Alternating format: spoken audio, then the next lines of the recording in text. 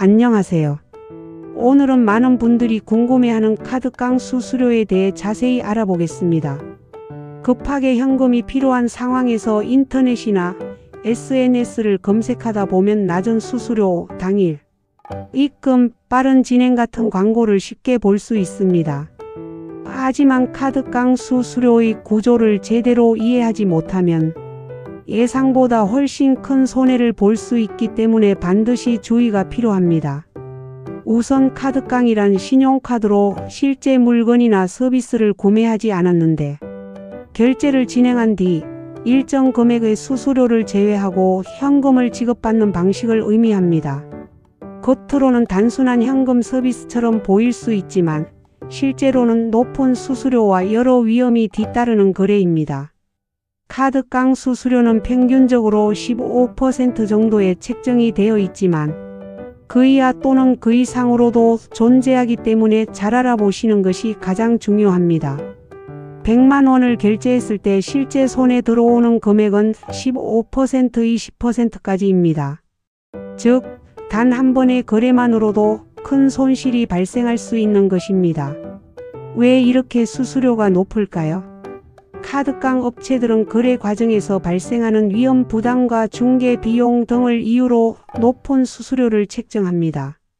하지만 이용자 입장에서는 급한 상황 때문에 정확한 계산 없이 진행하는 경우가 많습니다. 결국 급하게 현금을 마련하려다가 더 큰 빚 부담을 안게 되는 악순환으로 이어질 수 있습니다.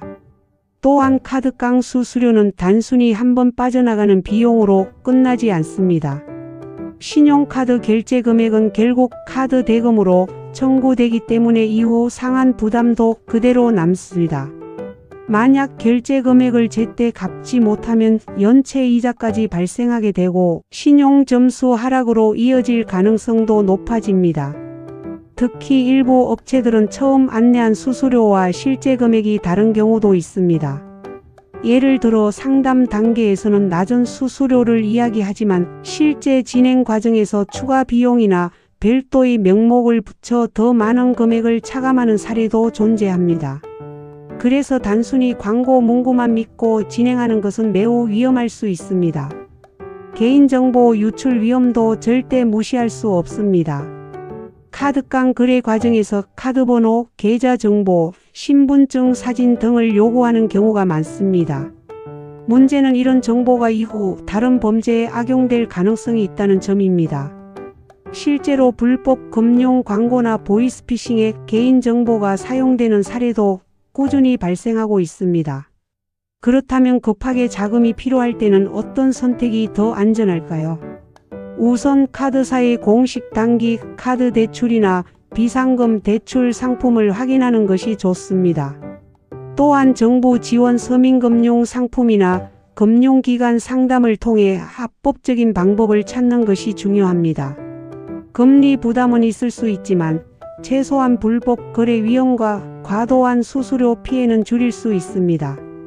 결국 카드깡 수수료는 단순한 비용 문제가 아니라 신용과 금융 안전 전체에 영향을 줄 수 있는 중요한 문제입니다.